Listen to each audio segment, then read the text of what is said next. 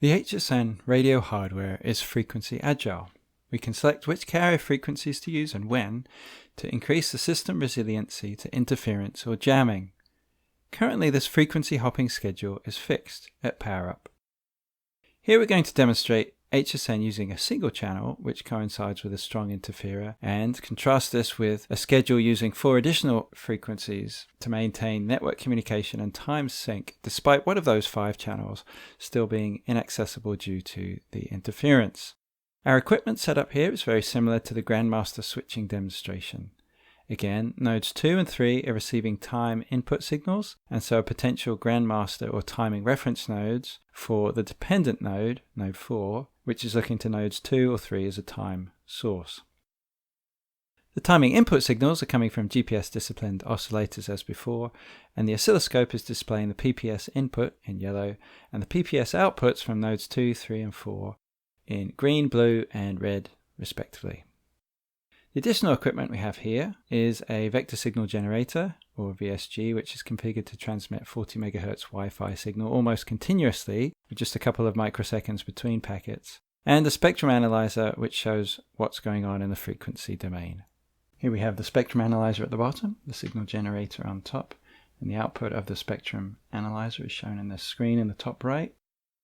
In the top left we have the output of the oscilloscope, the PPS traces, and in the lower left the HSN GUI showing the network status, showing node 4 connected to node 3 and synchronized to within a nanosecond. As we look at the spectrum of the HSN signal by itself, you can see that it's dominated by a 15 MHz portion with 40 MHz shoulders from the short synchronization sequence. And sync is stable, so then on average well under a nanosecond, but we're about to enable the Wi-Fi signal and transmit that from the signal generator. It's a 40 MHz 11N packet that's just being repeated continuously at slightly higher power than HSN, and so as we transmit that, the synchronization and communication between node 4 and node 3 will be lost, as shown in the GUI.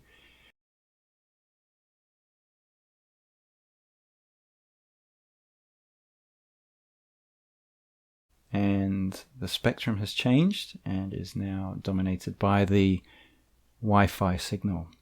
So we can see in the PPS trace that node 4 in the red is drifting away from the others, and now it doesn't have a means to adjust its time. It doesn't have any round-trip time measurements over a wireless communication link.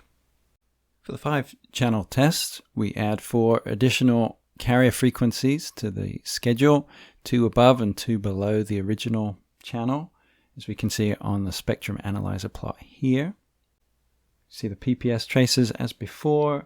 At the moment there's no interferer present, but node 4 is well synchronized to node 2.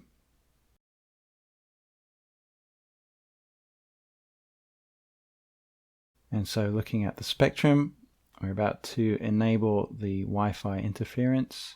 We'll see the spectrum change, and this time sync should remain stable. Wi-Fi is now being turned on.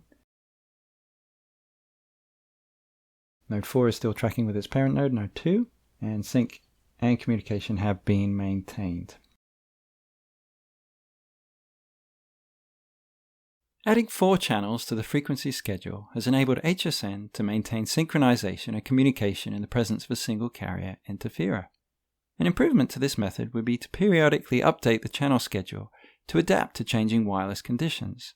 Even so, adding some frequency hopping has enabled HSN to avoid the sort of jamming and interference problems to which a system with fixed carrier frequencies, such as GPS, is particularly prone.